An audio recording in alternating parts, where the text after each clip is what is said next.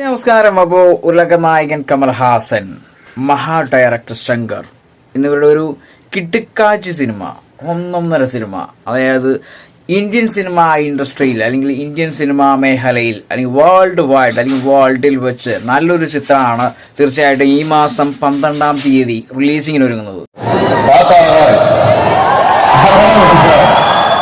തീർച്ചയായിട്ടും ഒത്തിരി പ്രേക്ഷകരുടെ മനസ്സുകളിൽ ആഴ്ന്നിറങ്ങിയ ഒരു ചിത്രമാണ് ഇന്ത്യൻ ആദ്യ ഭാഗം.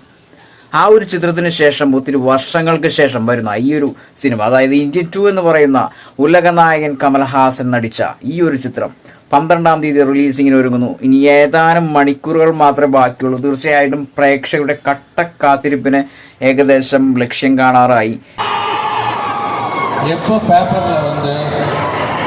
நியூஸ் பார்த்தாலும் இங்கே லஞ்சம் வாங்கினாங்க, அங்கே லஞ்சம் வாங்கினாங்க, இங்கே லஞ்சத்தினால ஒரு அஃபெக்ட் ஆனாங்க பார்க்கும்போதெல்லாம்